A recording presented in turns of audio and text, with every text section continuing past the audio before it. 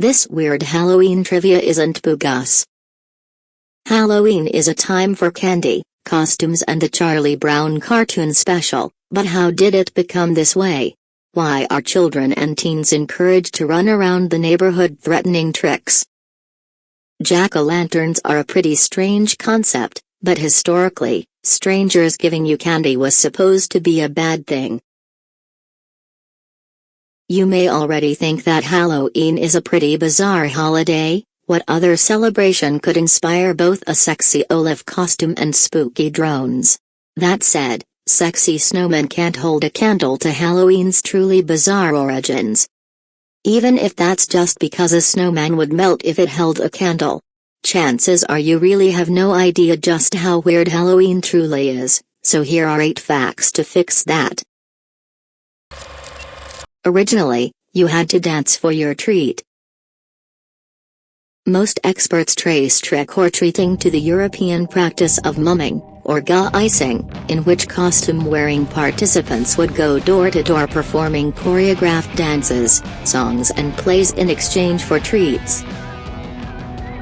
According to Elizabeth Plex celebrating the family, the tradition cropped up in America, where it would often take place on Thanksgiving. Halloween is more Irish than St. Patrick's Day. Halloween's origins come from a Celtic festival for the dead called Samhain. Celts believed the ghosts of the dead roamed Earth on this holiday, so people would dress in costumes and leave treats out on their front doors to appease the roaming spirits. Granted, the Celts were not solely based in Ireland when these customs started taking shape around the 1st century BC. But as will be talked about more in a later section, the Irish Celts were the ones who invented the jack-o'-lantern. If you'd been around for the earliest Halloween celebrations, you might have worn animal skins and heads. According to ancient Roman records, tribes located in today's Germany and France traditionally wore costumes of animal heads and skins to connect to spirits of the dead. This tradition continued into modern-day celebrations of Samhain, the Celtic holiday that inspired Halloween in America. On this day, merrymakers often dressed as evil spirits simply by blackening their faces. Jack-o'-lanterns were once made out of turnips, beets and potatoes, not pumpkins. The jack-o'-lantern comes from an old Irish tale about a man named Stingy Jack. According to folklore, Stingy Jack was out getting sloshed with the devil when Jack convinced his drinking partner to turn himself into a coin to pay for the drinks without spending money.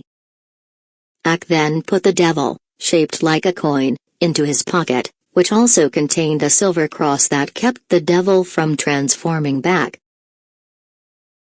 Jack promised to free the devil as long as the devil wouldn't bother him for a year, and if he died, the devil could never claim his soul. Jack tricked the devil again later, getting him to pick a piece of fruit out of a tree and then carving a cross into the bark when the devil was in the branches. This trick bought Jack another 10 years of devil-free living. When Jack finally died, God decided he wasn't fit for heaven, but the devil had promised never to claim his soul for hell. So Jack was sent off to roam Earth with only a burning coal for light. He put the coal into a turnip as a lantern, and Stingy Jack became Jack of the Lantern or Jack-o'-lantern. Based on this myth, the Irish carved scary faces into turnips, beets and potatoes to scare away Stingy Jack or any other spirits of the night. Halloween used to be a great day to find your soulmate. In some parts of Ireland, people celebrated Halloween by playing romantic fortune-telling games, according to Nicholas Rogers' Halloween, From Pagan Ritual to Party Night. These games allegedly predicted who they'd marry, and when. Since Halloween, like Valentine's Day, was one of the main celebrations of the year where young people could mingle with the opposite sex, it was also considered a good day to scope out a sweetheart. In America, young people, particularly girls, continued the old Irish tradition. Games, like bobbing for apples, tried to predict future romances, according to the Oxford Encyclopedia of Food and Drink in America.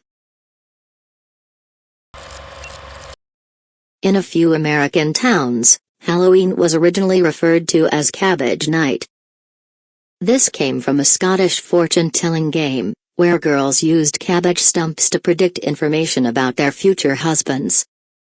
In the early Framingham, Massachusetts, teens skipped the fortune-telling and simply went around throwing cabbage at their neighbors' houses, according to Framingham legends and lore. This was no isolated tradition. In late 19th century America, country boys reportedly rejoiced in throwing cabbage, corn and assorted rotten vegetables, according to Candy, A Century of Panic and Pleasure. Some animal shelters won't allow the adoption of black cats around Halloween for fear they'll be sacrificed. It's unclear whether black cats are actually sacrificed around Halloween, but various animal shelters refuse to let people adopt these cats in the lead-up to the holiday. Linda Garibaldi, director of the Cat's Cradle in Morganton, North Carolina, told the Huffington Post that the shelter does not adopt out black cats during the month of October. Because of superstition and the concern that the wrong people, who might harm them, might adopt them. This type of ban is starting to wane, however. When reached for comment, Emily Weiss, vice president of shelter research and development at the ASPCA, said, "Years ago, this used to be pretty common.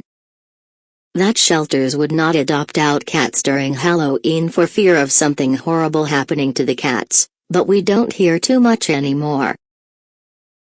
And many shelters are actually holding a special black cat promotion around the holiday. ASPCA provided this list of a few of the black cat adoption promotions that have been tied to the holiday. As Vice put it, most people who go to shelters to adopt a pet are not going to adopt a pet to sacrifice into ritual. Studies have shown that Halloween actually makes kids act more evil. As IO9 points out, putting costume-wearing kids into groups and introducing a clear object of desire, such as candy, has been shown to lead to de-individuation. This psychological term explains what happens when a group of maturing young minds begins to care less about the consequences of their individual actions, leading them to do things that they might not do alone. One study in particular found that unsupervised costumed children in groups were far more likely to steal candy and money than both non-costumed kids and children not in a group. Another similar study found that masked children were significantly more likely to take more Halloween candy than they were supposed to if they believed there was no adult supervision.